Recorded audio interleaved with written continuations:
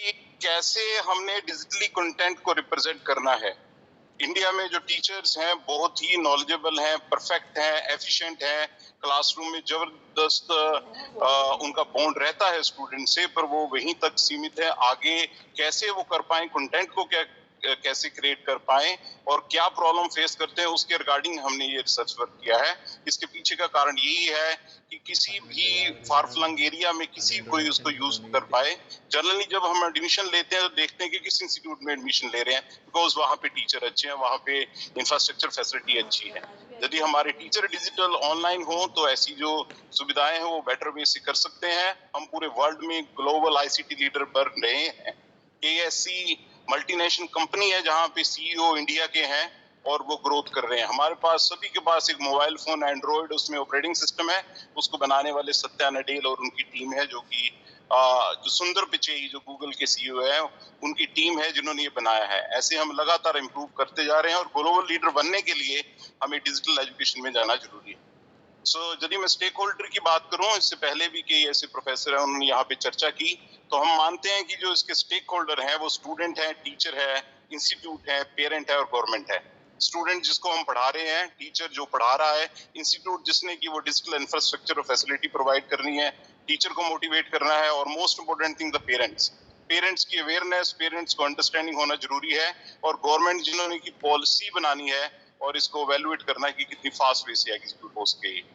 तो इसको मैं जल्दी बाईपास करूंगा समय के अभाव में, बिकॉज इसके 4 पिलर माने जाते हैं। हम सभी जानते हैं इस चीज में कि जो पहले हम टीचिंग, अभी भी उसी मोड में हम चले हुए हैं कि बच्चे को पढ़ाना है, सिलेबस खत्म करना है और उसके बाद वो डिग्री लेगा, उसके अकॉर्डिंग आगे चलना है।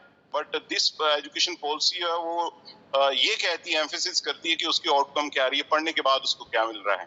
Flexibility in selection of courses है, इसमें बहुत सारी चर्चा है एट प्रेजेंट के टीचर्स में, किसी भी यूनिवर्सिटी में हो, कॉलेजेस में हो, कि कैसे इसको सिलेक्शन दे किसी पर्टिकुलर कोर्स में, और कई जगह पे बहुत मुश्किल से इम्प्लीमेंट हो पा रहा है।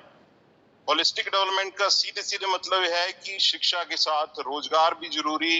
वो जो शिक्षा ग्रहण कर रहा है वो समाज में कितना खुशहाल रह रहा है।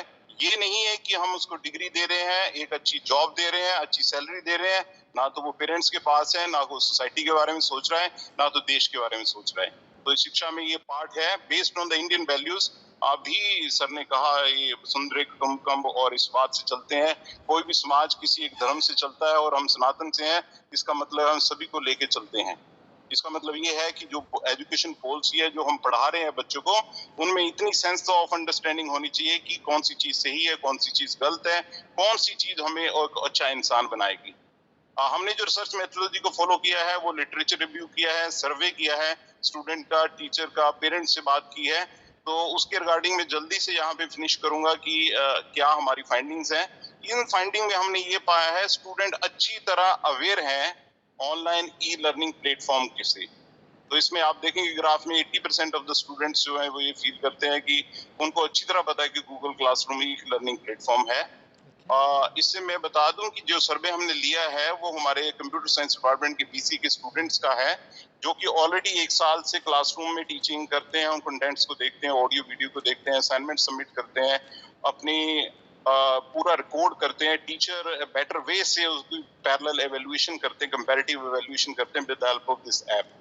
तो उससे रिलेटेड है, हमने टीचर के साथ भी सर्वे किया। ये जो सर्वे था ये हिमाचल और पंजाब के कई कॉलेजेस और स्कूल से था, जिनमें कि हमने ये पाया कि टीचर कितना जानता है कि ऑनलाइन एजुकेशन जो है उसके लिए की स्ट्रेटजी इम्प्लीमेंटेशन के लिए, न्यू एजुकेशन पॉलिसी के लिए डिजिटल और ऑनलाइन एजुकेशन है। तो 90% से अब ने कहा है कि इट इज बेटर कि हमें डिजिटल होना चाहिए। गूगल क्लासरूम को कितने यूज करते हैं, थैंक गॉड ऐसा तो नहीं कह सकते, पर कोरोना पीरियड में बाय डिफॉल्ट ही हमें इन पे जाना पड़ा और इन चीजों को समझा और ज्यादा इसमें हमने ग्रोथ की। ये हमारे पास है कि are you comfortable in the digital and the online education. So this is the response. यदि हम कहेंगे कि चैलेंज है कोई, तो टीचर फिलहाल अवेयर्ड हैं, वो जानते हैं कि हमें ऑनलाइन और डिजिटल एजुकेशन में जाना है, बट हमारे कुछ की चैलेंजेस हैं। मैं इस बात से शुरू करूंगा। रे कर्जवन एक अमेरिका के कंप्यूटर साइंटिस्ट हैं, वो फ्यूचरिस्ट हैं, इन्वेस्टर हैं और ऑथर हैं। उनकी ये वर्डिंग है, information technology grow exponentially, and our institutions about the future is not exponential, it is linear. Respected teachers, हम अच्छी तरह से नॉलेजेबल हैं, परफेक्ट हैं डिलीवरी में, बट हम टेक्नोलॉजी के पॉइंट ऑफ व्यू से बहुत ही ज्यादा पीछे हैं। हमारी जो पेडागोजी बिल्कुल अच्छी है, हमें पढ़ाना आता है, बट डिजिटल पेडागोजी में हमारे पास क्या है, इंस्टीट्यूट में ऐसा इंफ्रास्ट्रक्चर है कि यहाँ पे हम वीडियो को, लेक्चर को रिकॉर्ड करें और सभी को वो अवेलेबल हो पाए। क्या हमारी वो विल पावर है? क्या इस तरह के काम करने के लिए इंस्टीट्यूट हमें अप्रिशिएट कर रहा है? ऐसी कुछ चीजें जो नहीं हो पा रही हैं।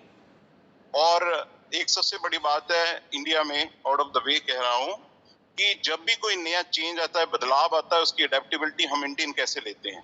पहले उस चीज का हम उपहास करते हैं, फिर उसका विरोध करते हैं, और जब वो इम्प्लीमेंट हो जाती है तो जो दोनों ही उपहास और विरोध करने वाले सबसे अग्रिम पंक्ति में होते हैं उसको अप्रिशिएट करने के लिए। This is a natural phenomena है। सो हमें इसको करना है। जो टीचर्स इस डिजिटल गैप्स में है, नई जो जनरेशन आ रही है वो स्टेप बाय स्टेप इसको कर रही है। और मोस्ट इम्पोर्टेंट थिंग मैं यहाँ पे बोलूंगा, इसको कंक्लूड करूं मैं, तो हमें टीचर को हेल्प करना पड़ेगा डिजिटल पेडागोजी में। हमें डिजिटल इंफ्रास्ट्रक्चर चाहिए, हमें ज्यादा से ज्यादा वर्कशॉप चाहिए जिससे हम सीख पाए। अभी मैं आपसे बात करूं, आपसे मैं शेयर कर रहा हूँ ये स्लाइड। हम रिसर्च स्कॉलर हैं, हम टीचर हैं, हम शायद बड़े ज्यादा कंफर्टेबल नहीं हो पाते हैं इस टेक्नोलॉजी के साथ। कारण ये है कि हमें उस तरीके से वो चीजें नहीं दिखाई जा रही हैं। आप अच्छी तरह समझते हैं कि ऑनलाइन कई ऐसे प्लेटफॉर्म है, कोई फिजिक्स वाला है, खान एकेडमी है, उनके इतने ज्यादा फॉलोअर हैं, बच्चे गेन कर रहे हैं वो नॉलेज, वो सभी के टीचर हैं। तो हम जितने भी नॉलेजेबल टीचर हैं वो सभी के होने चाहिए, ना कि एक इंस्टीट्यूट के होने चाहिए।